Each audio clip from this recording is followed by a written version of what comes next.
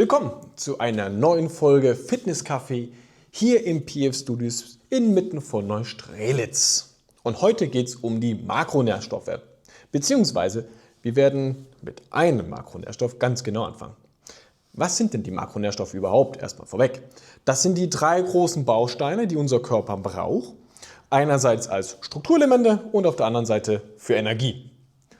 Auf der Strukturseite sind vor allem die Proteine und die Fette und auf der Energie sind vorrangig die Fette und Kohlenhydrate und im Notfall die Proteine. Wir wollen uns heute zunächst einmal auf die Proteine konzentrieren. Was sind denn Proteine? Nun, Proteine, das ist quasi ein Konstrukt, so wie zum Beispiel unsere Muskeln, die bestehen aus Proteinstrukturen und da gibt es zum Beispiel ein Muskelprotein, das heißt Chitin. Und die bestehen aus verschiedenen Aminosäuren, die zusammengeklopft werden. Wir haben ganz viele Aminosäuren gibt's. Für den Menschen sind aber vor allem 20 relevant. Und von diesen 20 sind sogar nur 9 essentiell. Diese 9 essentiellen nennen wir deswegen so, weil die kann unser Körper nicht selber herstellen. Die anderen kann er herstellen, beziehungsweise eines davon ist semi-essentiell. Das kann er zum Teil selber synthetisieren unter Umständen. Und die anderen, diese essentiellen quasi, das sind besonders 8 wichtige, die müssen wir über Ernährung aufnehmen. Fehlen die, haben wir ein großes Problem. Und ein Protein quasi besteht aus mindestens 100 solchen Aminosäuren und dann reden wir von einem Protein. Gucken wir nochmal kurz auf unser Chitin, was ich am Anfang kurz erwähnt habe. Dieses ist eine Muskelprotein. Das hat ganze 30.000 Aminosäuren, aus denen es zusammengebaut wird. Also ist eine ganze Menge los. Wenn wir jetzt quasi so als Beispiel mal einen leckeren Quark essen. Ja, das ist so ein Klassiker, jeder kennt die Bilder, so im Kaufland zum Beispiel läuft man rum, man sieht es immer wieder hier auch in Neustrelitz, junge Kerle, die gerne im Fitnessstudio trainieren und sich haufenweise Quark mitnehmen. Das ist so ein typischer Proteinlieferant, der Quark. Das wäre jetzt ein tierisches Protein. Auf der anderen Seite haben wir natürlich auch pflanzliche Proteinquellen. Da sind zum Beispiel Linsen ganz oben mit dabei. Da ist der Tofu auch ganz mit dabei.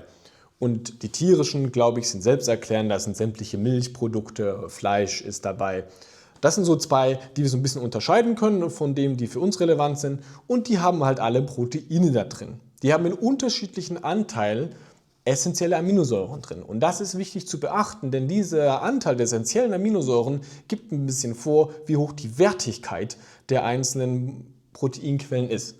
Die Wertigkeit ist jetzt einfach eine fiktive Nummer, die hat man dem gegeben, da hat man irgendwann mal den Stickstoffgehalt gemessen im Blut nach der Aufnahme eines Eis. Das Ei ist eine tolle Proteinquelle und das Vollei, also mit Eiweiß und Eigelb, hat die Wertigkeit 100 bekommen. Top, da ist viel drin, da sind alle essentiellen Aminosäuren so dabei, da sind viele gute Vitamine, Mineralien drin, tolle Geschichte ein Ei. Und dann hat man anhand dessen nachher verglichen andere Nahrungsmittel und hat die Wertigkeiten dann zugeteilt, wie die im Vergleich zu dem Ei zu 100 stehen. Und dann fällt auf, dass die meisten pflanzlichen Proteinquellen eine niedrigere Wertigkeit haben, während die tierischen oft eine höhere haben. Das Ei mit 100 und dann kann man so rangucken, dass findet man zum Beispiel, wenn man jetzt Quark anguckt, der irgendwo bei 74 ist, findet man oft bei viele Sachen wie Reis und sowas, die dann irgendwo so bei 34, 50 rumkommen. Jetzt ist das Besondere aber, dass unser Körper oder wir jetzt selten eine Nahrungsmittelquelle alleine essen. Sondern meistens hat man ja auf seinem Tisch, ich gerne zum Beispiel meine Kartoffeln und mein Steak. Dann passiert was Besonderes, denn diese verschiedenen Nahrungsquellen haben ja auch unterschiedliche Anzahl Aminosäuren und die kombinieren sich dann und dadurch erreiche ich eine viel höhere Wertigkeit.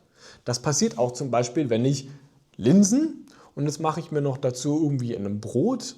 Das ist zum Beispiel, es gibt ja so ein Linsencurry mache mit Nahenbrot oder zum Beispiel Linsen mit Spätzle, was aus dem Schwäbischen nehmen und das kombiniere, dann wird die Wertigkeit meines Gerichts nach oben gesetzt und dann hat die Kombination aus Weizenprotein und Linsenprotein geht deutlich höher. Und dann reiche ich plötzlich in Sphären, wenn ich Sachen kombiniere, die weit über 100 sind. Ganz weit oben zum Beispiel, oder die höchsten, was man so hat, ist so die Kombination aus Ei und Kartoffel, Ei und Weizen oder Kartoffel und Steak. Da gehen wir in die 134 und Höherwertigkeit. Also da ist dann wirklich was los. Wir komplementieren quasi den wenigen Anteil Aminosäuren, der drin ist, und tun uns halt richtig was Gutes. Die müsste man normalerweise im optimalen Verhältnis machen, aber kein Mensch rechnet sich das aus.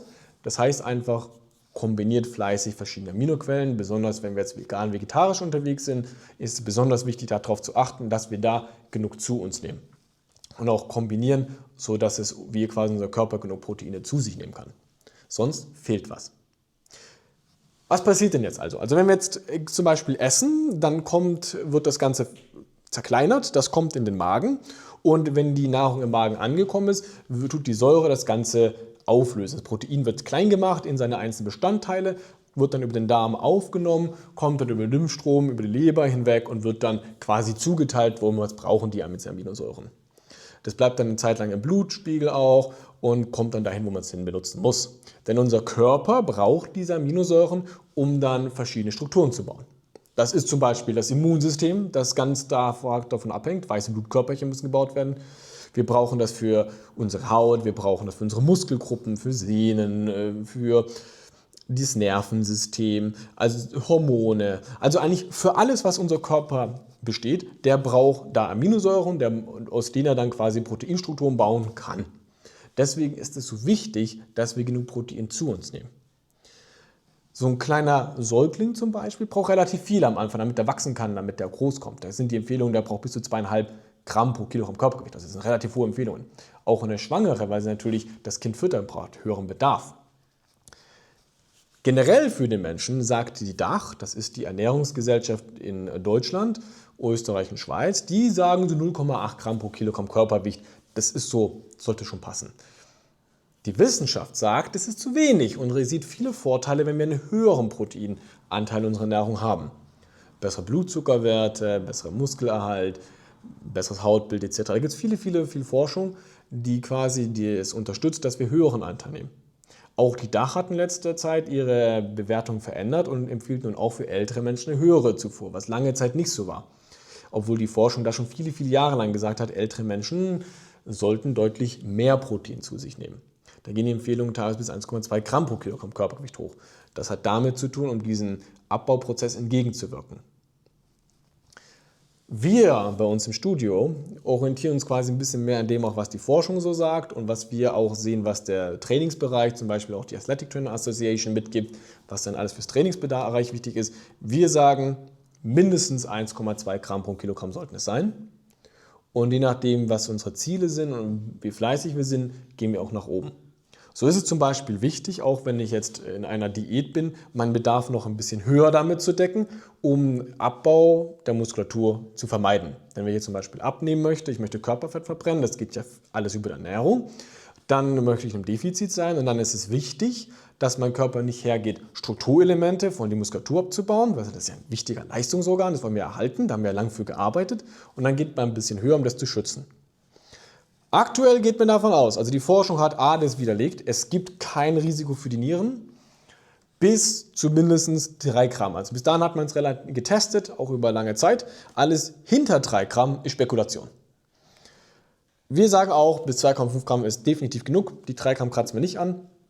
Theoretisch könnte eine Überzufuhr von Protein riskant werden, wenn ich ein Nierenproblem habe. Also wenn ich jetzt schon eine Nierenerkrankung habe, muss man ein bisschen vorsichtiger sein. Auch wenn ich noch nichts habe, kann es sein, dass ich eventuell, wenn ich hinter diese 3 Gramm gehe, irgendwas eventuell mir dann Probleme mache. Denn ein Abbauprodukt von diesem Ausspalten der Proteine ist immer Harnstoff, der halt ausgefiltert werden muss. Und was so ein bisschen passiert, wenn ich mehr proteinreicher mich ernähre, ist, dass die Nieren hypertrophieren, also sie werden ein bisschen größer. Das ist nicht schlimm. Aber wenn ich jetzt natürlich Probleme mit der Niere habe, kann ich die damit negativ herausfordern. Also da wollen wir ein bisschen vorsichtig sein und deswegen bleiben wir in den Rahmen bis maximal 3 Gramm ran. Und das ist aber auch schon eine Menge. Also das ist für mich zum Beispiel mit meinen 77, 76 Kilo, die ich wiege, wäre das schon eine ganz schöne Herausforderung, das alles hinzukriegen. Normalerweise als Bezug auf mich bin ich zum Beispiel bei meinen maximal 150 mit einer Diät zu 160 Gramm Protein unterwegs. Das sind dann 2 bis 2,1 Gramm pro Kilogramm Körpergewicht. Das reicht auch für die meisten dann. Wir müssen ja auch genug Platz machen für die anderen Sachen, die brauchen wir ja auch in unserer Ernährung. Vor allem zum Beispiel Fette, die auch Strukturelemente sind. Weil wir wollen nicht nur auf rein Proteinbasis leben. So, was haben wir heute mitgenommen? Proteine sind essentiell. Wir wollen gucken, dass wir genug drin haben. Mindestens 1,2 Gramm pro Kilogramm Körpergewicht, damit wir uns auch im Training den Muskelaufbau gut unterstützen können, dass der stattfinden kann. Da brauchen wir das ja, dass wir den Rest des Körpers uns Gutes tun. Und wir haben noch andere wichtige Nahrungsstoffe, also wir brauchen nichts mit Protein übertreiben und wir wollen gescheit kombinieren. Am besten essen wir gemischt tierische und pflanzliche Produkte. Ansonsten muss ich ein bisschen mehr drauf achten und nicht rein pflanzlich bin, was ich mache. Hier noch ein kleiner Tipp für mich zum Abend. Was ist zum Beispiel eine fantastische Abendsproteinquelle?